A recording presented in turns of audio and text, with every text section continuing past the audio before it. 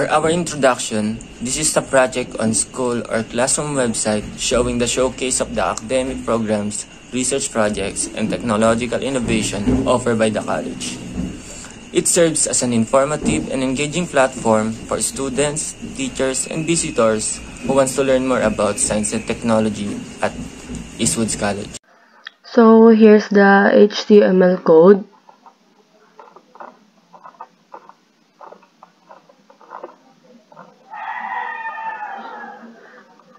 The CSS code.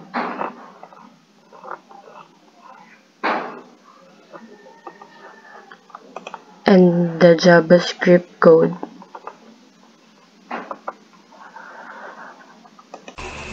Once you run this code,